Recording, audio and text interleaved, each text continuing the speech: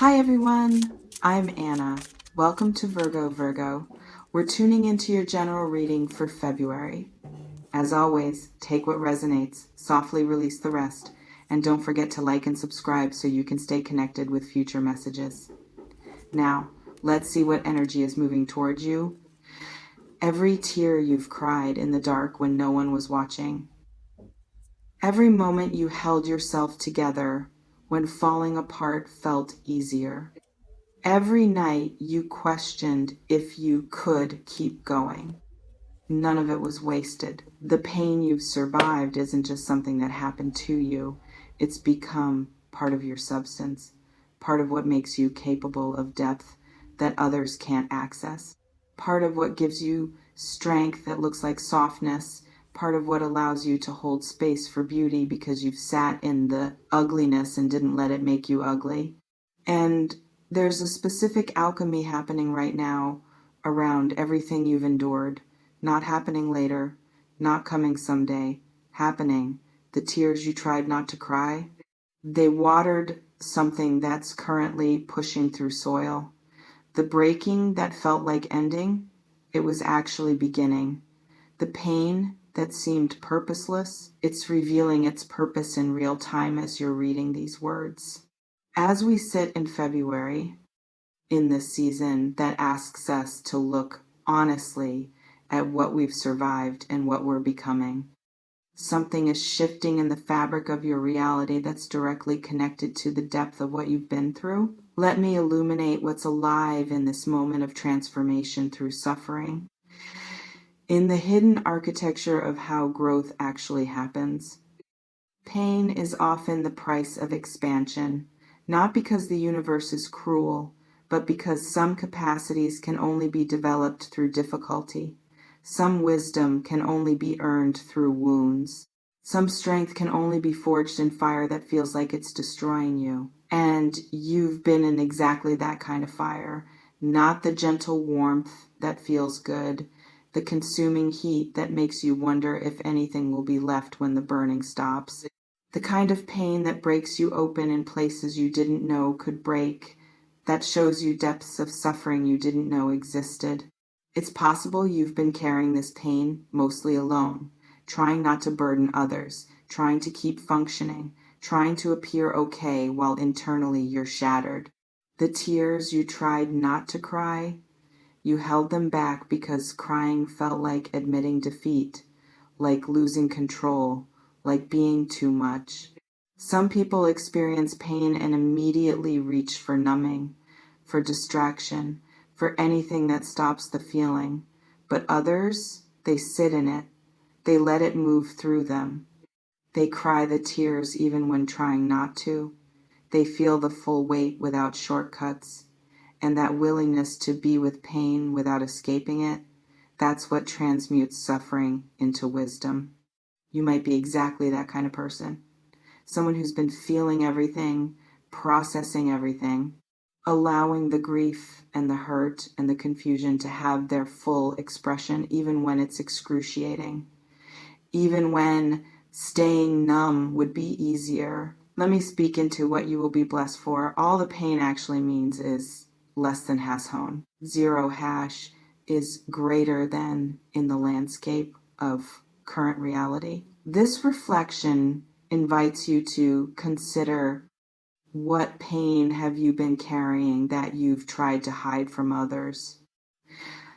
There's a principle in the deep understanding of energy and consequence. What you survive with your heart open creates capacity.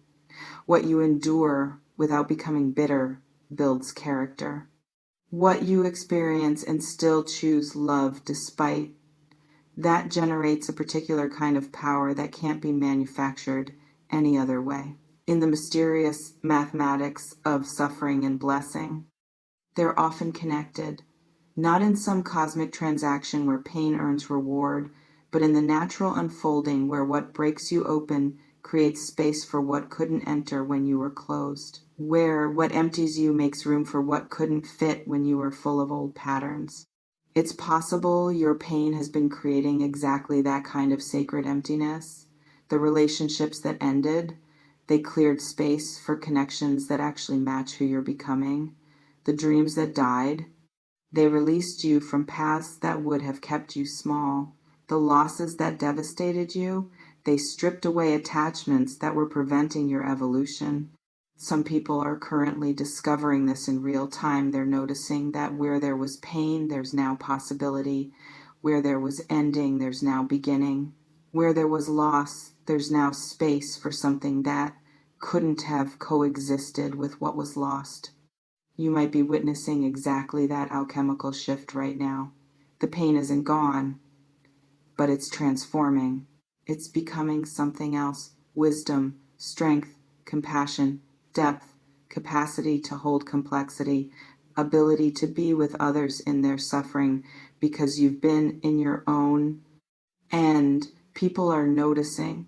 Not everyone, but some, the right ones. They're seeing something in you that wasn't there before the pain. A quality that can't be faked or performed.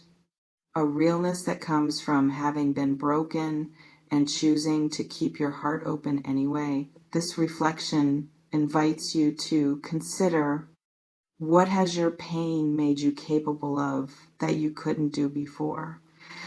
Let me illuminate what's currently manifesting around the blessing part. There are those who've been watching you survive, who've witnessed your struggle even if you didn't share all the details, who've seen you keep showing up even when showing up was all you could manage. And they're developing profound respect for your resilience. It's possible someone in your life right now is recognizing your strength in ways they're about to express through words, through action, through choosing you specifically because of what you've endured and how you've endured it. Your pain isn't making you less desirable. It's making you more real, more trustworthy, more valuable as a partner or friend or colleague. Some blessings show up as external circumstances improving. Money, opportunity, recognition, things working out in material ways that create relief from struggle. Others show up as internal shifts, peace where there was chaos, clarity where there was confusion, self, love where there was self, rejection. The external circumstances might still be challenging, but your internal relationship to them has transformed completely. You might be experiencing blessings in both forms right now. External conditions starting to ease while internal state strengthens. Resources appearing while resilience deepens. Opportunities presenting while self-trust solidifies. This reflection invites you to consider, what small improvements have you noticed recently that you might be dismissing as insignificant? Let me speak to what February specifically is holding for this energy. February asks us to be honest about what we feel, about what we need, about what we've survived and what it cost us. This season doesn't tolerate performance. It demands authenticity. It requires looking at pain directly instead of pretending it doesn't exist. In the specific frequency of February consciousness, there's space for grief and hope to coexist, for acknowledging how hard things have been while staying open to things getting better, for honoring the tears while trusting that crying doesn't mean failing. It's possible this month is creating conditions for your pain to finally be witnessed, not just by you, by others who matter, by people who can hold space for what you've been through without trying to fix it or minimize it or rush you past it, by those who understand that healing isn't linear and that you can be getting better while still hurting. Some people are about to have conversations this month where they finally tell the truth about how much they've been struggling, where they stop performing okay and admit they're not, where they let themselves be seen in their pain instead of just their strength. And those conversations, they create connection that wasn't possible before, the vulnerability. You might be approaching exactly that kind of truth-telling moment where you stop protecting others from your pain and let them see what you've actually been carrying, not as burden, as honesty, as invitation into deeper relationship than surface pleasantries allow. This reflection invites you to consider who in your life could hold space for your pain if you let them see it. Let me reveal what the blessing actually looks like in practical terms.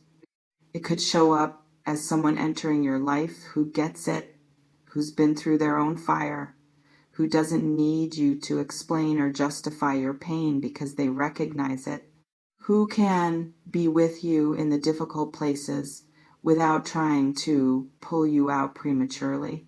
It's possible you're about to meet or are currently knowing someone like this, and the connection you can build with them will be different from other connections, deeper, more real, based on mutual understanding of what it means to survive difficulty with your humanity intact. Some people find their greatest friendships or loves on the other side of pain, not because misery loves company, but because shared understanding of suffering creates bonds that surface level happiness never could. Or the blessing could show up as opportunity, doors opening specifically because of skills you developed through struggle, jobs or projects or collaborations that require exactly the kind of resilience and wisdom and emotional intelligence that pain forced you to develop. It's possible your suffering is currently qualifying you for things you couldn't access before, not despite what you've been through, because of it. Because what seemed like setback was actually preparation for what's approaching. This reflection invites you to consider what opportunities might you be qualified for specifically because of what you've survived. Let me address the tried so much not to cry part directly. Crying isn't weakness, it's release. It's the body processing what the mind can't hold alone. It's grief moving through instead of getting stuck. It's evidence that you're feeling instead of numbing, that you're alive instead of just surviving. It's possible you've been taught that crying is something to suppress, that tears are shameful, that strong people don't break down, but that's wrong. Strong people cry. Brave people cry. People who are actually processing their pain instead of bypassing it, they cry. Some souls need permission to stop trying not to cry, to let the tears come without judgment, to understand that crying doesn't mean you're falling apart. It means you're falling together, means you're integrating, means you're healing in real time through the release. You might need exactly that permission right now, to stop holding it together so tightly, to let yourself feel the full weight of what you've been carrying. To cry until the crying is done rather than cutting it off before it's complete. And the blessing, sometimes it comes through the tears, through what gets revealed when you finally stop trying to be strong and let yourself be human, through the clarity that arrives when emotions move instead of staying trapped. This reflection invites you to consider, what would it feel like to let yourself cry without trying to stop? Let me close by speaking to what you need to understand about your pain and your path. The pain you've experienced isn't punishment. It's not evidence that you're doing life wrong or that the universe is against you. It's part of your becoming, part of how you're being shaped into someone capable of holding more, being more, offering more than you could before the breaking. And the blessing isn't about fairness, isn't about earning reward for suffering enough. It's about natural consequence, about what becomes possible when you survive difficulty without closing your heart, about what you can create and attract and build when pain has made you deeper instead of harder. May you cry when you need to cry. May you honor what you've survived. May you recognize blessing as it arrives. The pain was real. The tears were necessary. The blessing is forming. You tried so much not to cry. The tears you held back were trying to heal you. You will be blessed for all the pain. Something is currently shifting that's directly connected to your capacity to survive and stay open. The blessing isn't distant. It's active.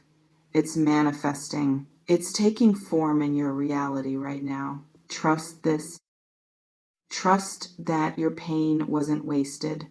Trust that the tears you cried in private are watering something that's pushing toward light. Trust that you can be blessed and still hurting.